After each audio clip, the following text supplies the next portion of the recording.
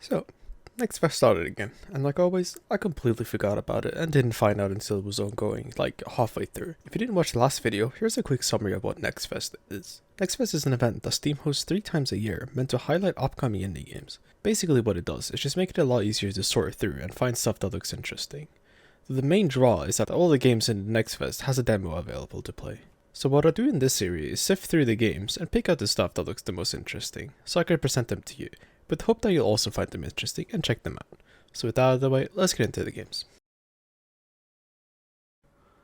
The first game we're going to have a look at is coincidentally also probably the one you're most likely heard of before, Asterigos, Curse of the Star. It is being developed by Acme Game Studio, who seems to be a brand new studio based in Taiwan. I tried to do a bit of digging into them, but couldn't find any decent sources that weren't in Mandarin. The reason you might have heard of this game before is because it's published by tinyBuild, who are previously mostly known for the game series Hello Neighbor. tinyBuild seems to be betting pretty heavily on Asterigos, as ads for the game are fairly prevalent and can be seen often on sites like Reddit. I'm going to be honest straight out of the gate, I'm very surprised that this game is being pushed as heavily as it is by its publisher. This might sound a bit harsh, and I by no means think that Asterigos is a bad game, it just lacks the overall polish that I was expecting from the amount of coverage I've seen on the game so far. It was the only game out of the ones I played for this year's Next Fest that actually I've heard of before playing it, but let me actually get into the specifics of what I mean.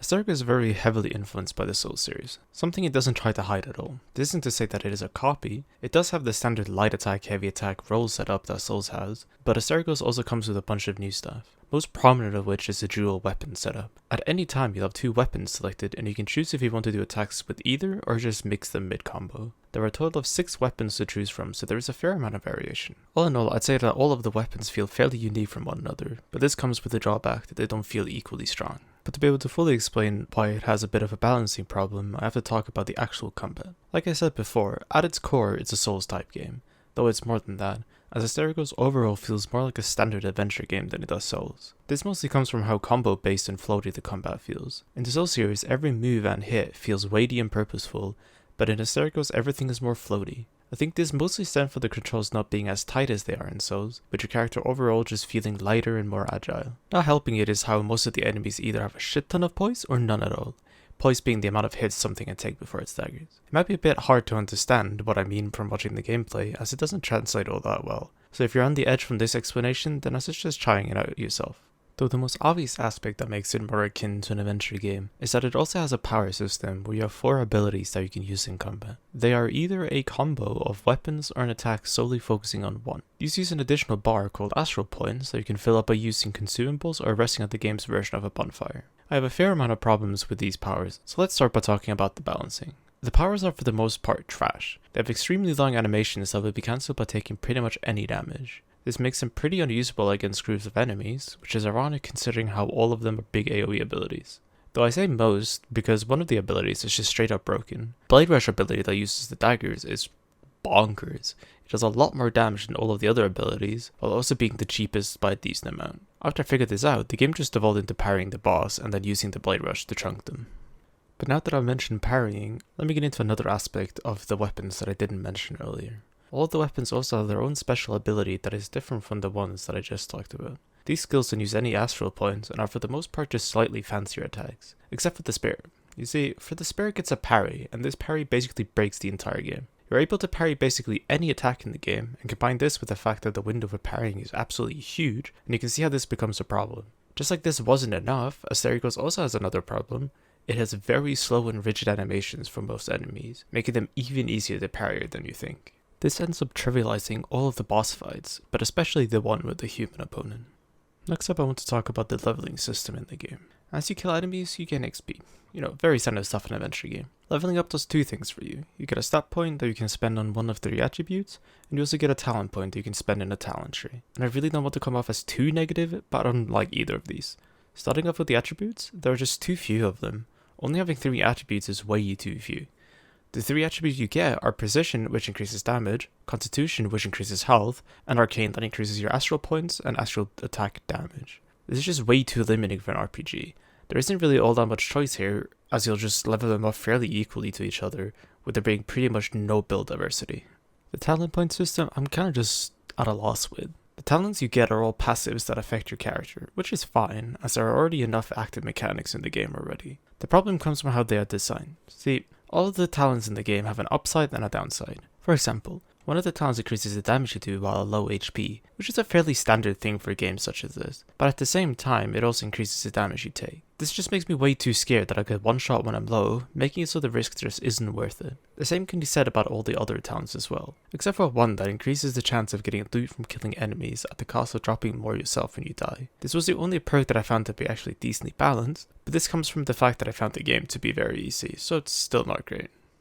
Moving away from the gameplay, the actual exploring in the game is pretty decent. The starting area of the game has a fair amount of splitting paths, one of which even leads to an optional boss. There is even a chest at the very start that you cannot open yet, so you have to remember and backtrack later to actually get the contents from it. The only real drawback I have with the exploration is how you obtain healing potions. There isn't really any in-universe explanation for the healing system, as the way you get more of them is by simply finding random bags of them randomly as you walk through the forest. But overall, I'd say that the exploration and level design was for the most part good, and if it keeps up this quality for the rest of the game, then I'd be pretty impressed with it. Well, that being said, there is one other problem I have with the exploration, so let me move on to talking about the presentation. I find this to be one of the biggest flaws with the game, and that's that it quite honestly just doesn't stand out. Everything about the game just looks uninspired and like most things such as acid flips. I want to make clear that I'm not accusing them of this, it's just a feeling that I got from the visuals. It doesn't have any overarching style to it. Everything looks fine on its own, just boring as a whole. Same makes sense with the monster and character designs. For example, the main character is supposed to be based off Vikings or Norse mythology in general, something that honestly took me quite some time to really get from just looking at them. My sentiment for the visuals pretty much carry over to the story of the game. There isn't really anything unique or interesting about it. Well, except for one thing, but I'll talk about that in a bit. To be fair to the game, there isn't really all that much story in the demo, but the demo is the start of the games, so there should be enough here to get me started on the story, but there really just isn't anything. It's some pretty bog standard stuff of a girl looking for her dad who is traveling to some mystical city that we know nothing about. Along the way, she finds a craze with some of his friends, and starts questioning what could have done this sort of thing, as the two who died were strong fighters. Other than this, we don't really get anything to latch onto, so I'd have to actually play the whole game to really judge its story at all. The one aspect of the story that I liked is that it does a fairly hard turn at the very end of the demo. As the only human character you've seen in the game is your main character, you automatically assume that the rest of the game would also be based on Norse mythology. But once you get to the city that I mentioned earlier, you very quickly realize that it is based on Rome. This isn't really expanded on in the demo, as it ends right as you get to the city, but it opens up a pretty interesting possibility. If it continues this and has several other nations that you travel to, then this might go a long way to save it from its boring visuals and writing. It is also a pretty unique concept for a game, at least this sort of game, so I'm actually really curious to see how the rest of the game is. Okay, let me try to summarize my thoughts a bit. I think this game has a fair amount of potential. While I did spend a lot of time critiquing its combat, it doesn't feel terrible to play with. It might be a bit floaty and come with the usual jank that you expect from indie games, but it's at least fun. If they did some fine tuning with the powers and weapon abilities, then you have a decent foundation. The game has a lot of quantity, it comes at the cost of its quality. I think if they reduce the amount of weapons and they focus more on fine tuning, then it would overall improve the combat.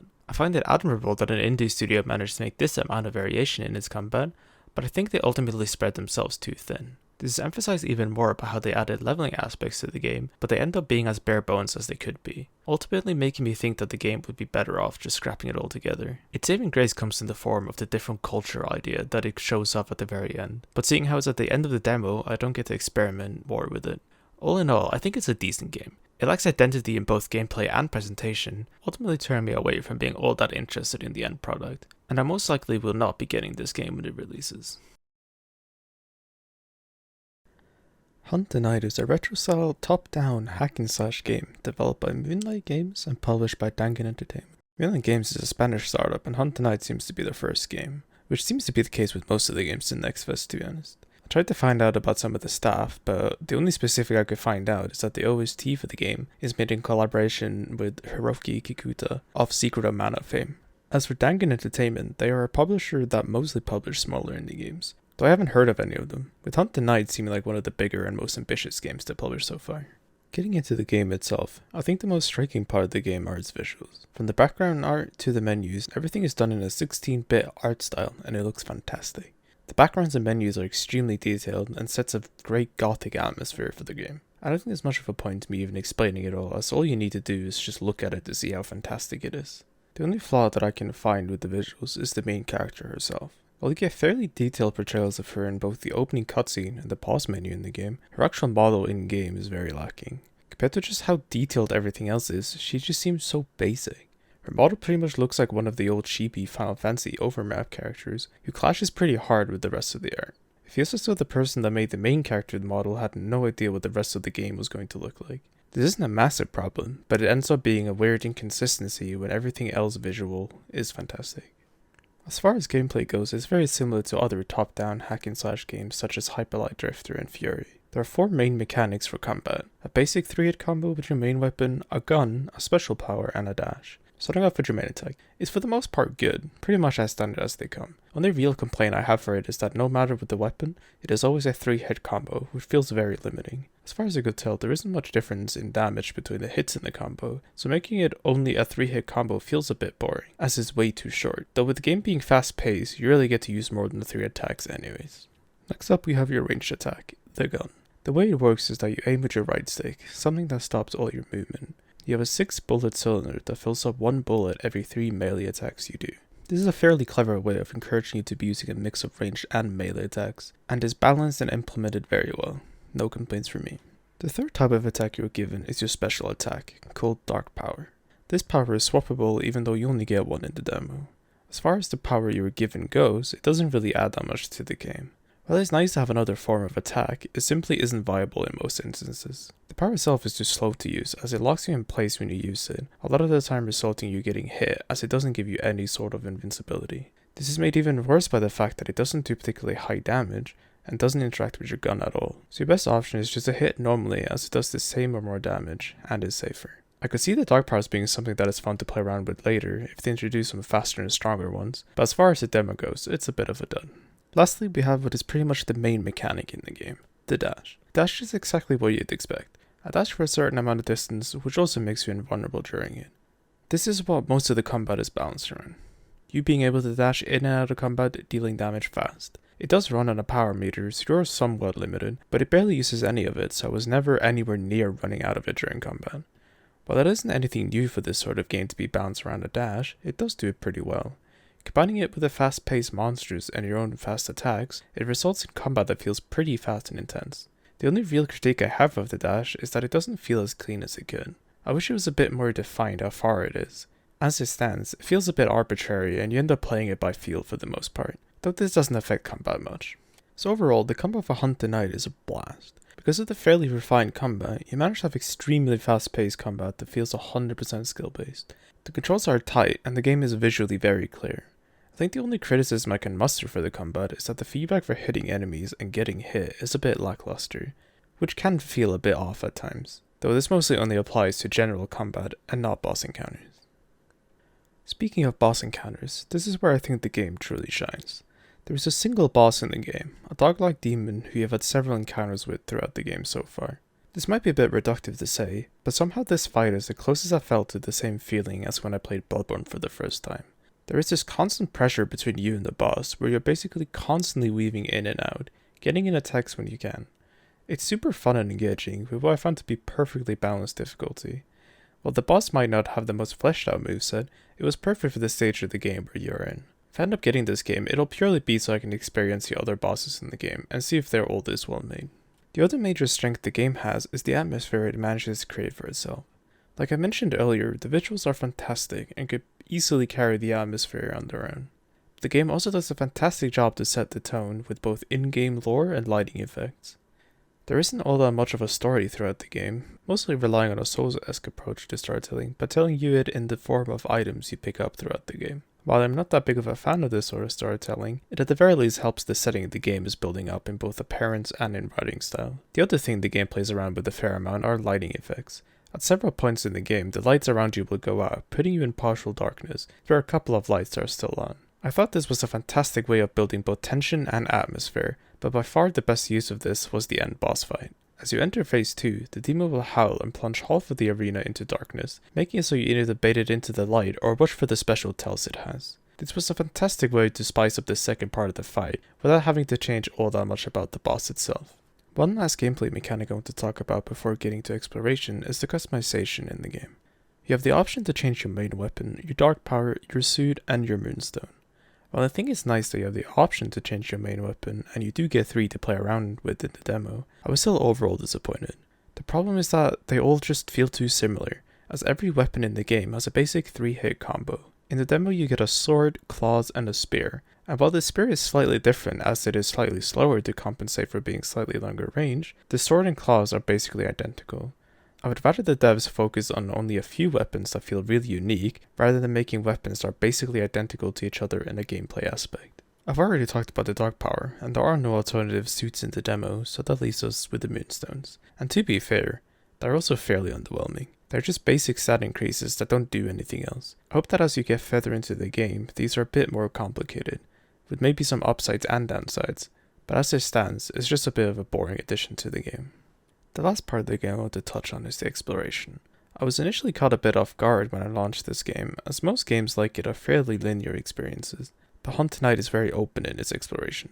You are at several points in the game presented with multiple paths, with all of them having something at the end of them, making exploration feel rewarding.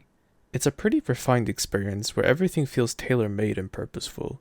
It also has some minor puzzles that you do in order to progress, though the one in the demo was fairly easy. The only part that I found to be a bit frustrating at times is that you're made to use the dash a lot. In concept this is fine, but a combination of the dash not being as precise as I like it to be, and the amount of time it takes for your character to drown in the goo, it came to be a bit much. If it was made just a tiny bit faster and the dash a tiny bit tighter, then I think it'd be perfect, but as it stands, it ends up feeling just short of its true potential. So to summarize, Hunt the Night is a pretty fantastic game.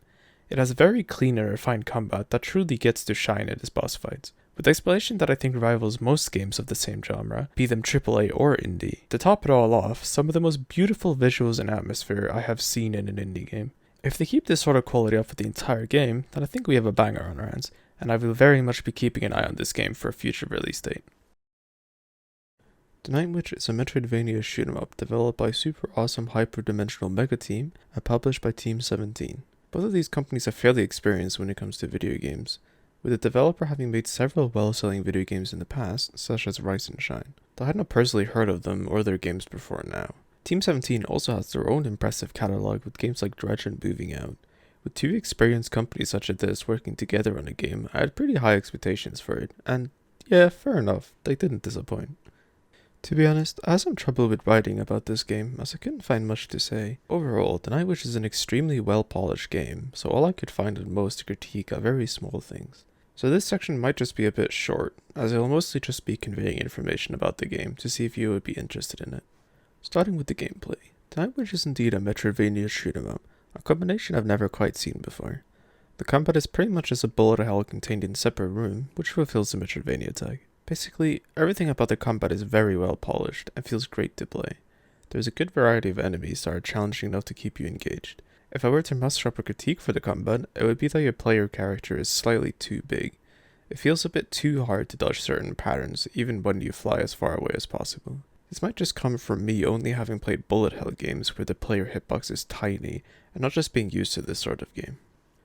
Keeping up this trend, the Metroidvania part of the game is also great. There is a lot of exploration to be done, as there's a surprising amount of rooms, with the demo only taking place in the starting area of the game. There's a fair amount of variety as you travel through, with puzzles, ambush rooms, and movement challenges. The latter somewhat impressed me, as I wasn't sure how they were able to pull something like this off with a flying character, but the magnets were a clever solution, and I'm curious to see what else they have planned for the later parts of the game. I also found the difficulty to be perfectly balanced for me in the way health packs were scattered throughout the world. The visuals I surprisingly have the same opinion as I have with the Hunt the Night. Background art and such are very well done, breathtaking even. The only part of the visuals that I have a problem with are with the character models. They aren't ugly per se, but looking at them I can't help shake the feeling that they look like character models out of a browser game. The best example of this is probably your husband in the game, Akai. I don't know if it's just me, but I swear he looks like he's straight out of Adventure Quest or a game like that. Again, it's not really bad, just extremely distracting and kind of out of place compared to everything else in the game. Though I do want to say that this is most of it the side characters, as most of the main characters look great and have all very unique looking designs. The only part of the game I really have a problem with is the writing. But I want to front this by saying that I don't think this is a problem with the game. There's something I didn't personally like, and this is the way the story is told. To be frank, the story and dialogue just feels a bit naive, almost childish at times. I feel as though this was the intention of the developers, though I don't think they were particularly trying to make a game for children, just an inclusive one.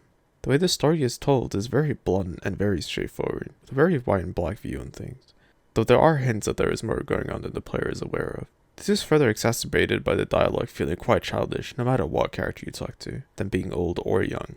Again, this isn't to say that the writing is bad, as there were several NPCs that I talked to that were quite funny, just that I didn't really like the overall style of the writing.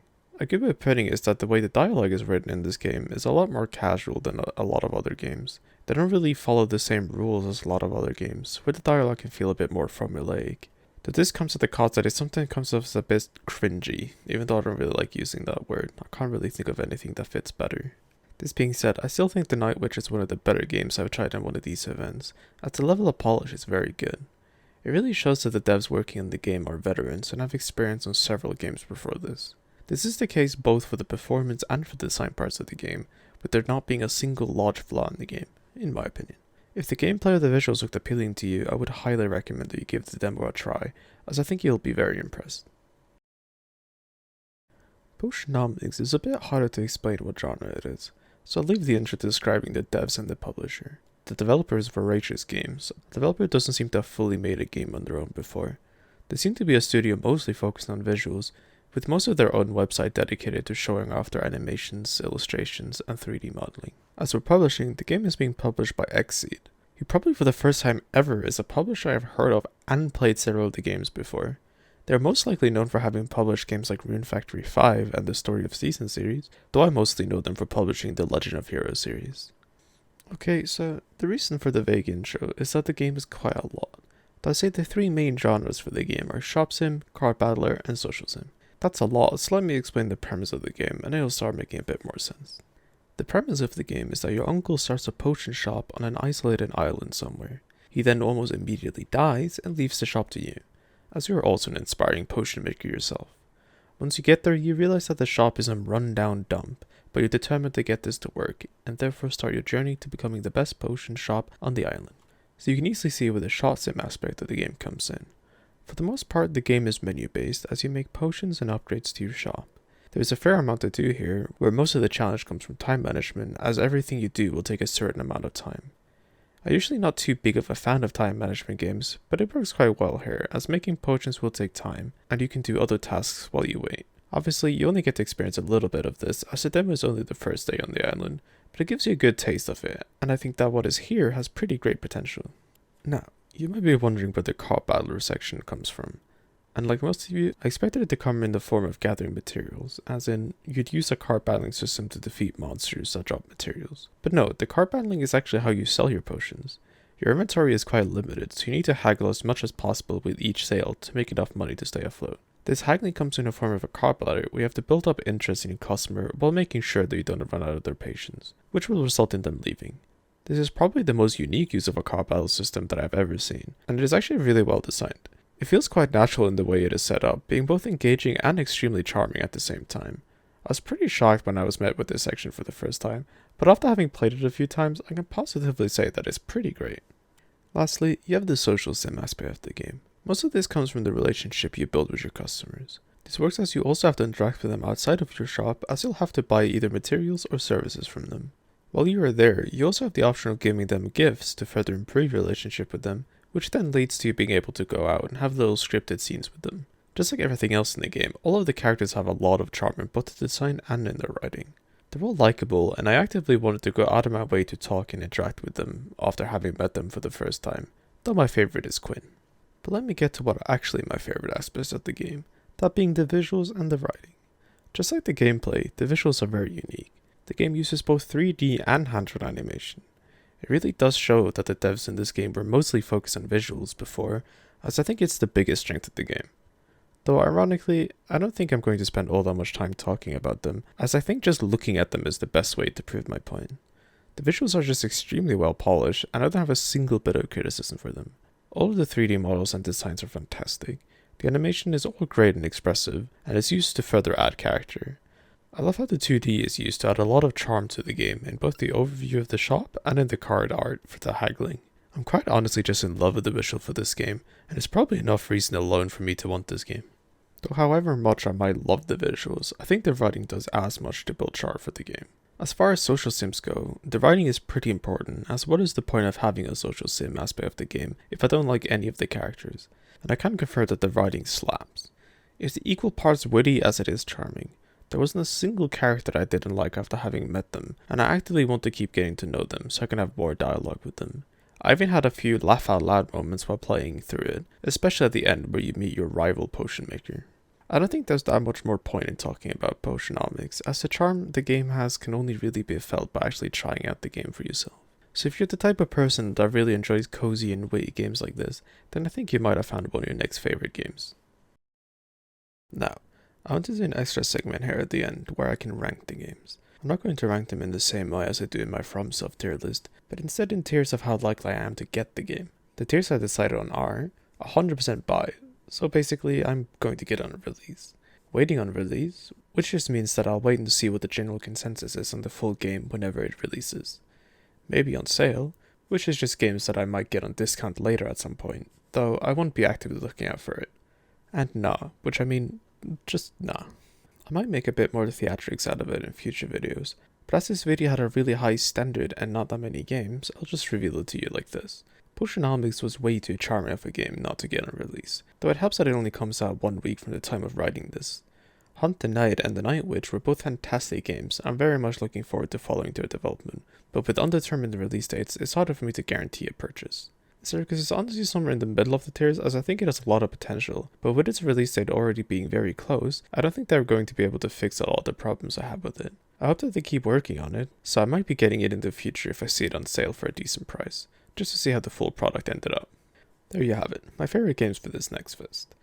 Note that I ended up talking about less games than usual, and honestly, this is because I couldn't find as many games that I enjoyed this time around. I tried to make up for it by talking about the games a bit longer each, and getting a bit more in depth. Though I found less games this time, I think the average quality is a fair amount higher. I'm not expecting for my ranking to be this high in future videos. I'm also not 100% sure about my tiers either, so I would be very much off for some suggestions for better, more clear ones, as this is more of a trial thing to try and make my opinions a bit more clear overall. But yeah, that'll be it for this year's Next Fests. I hope that you enjoyed it, and bye.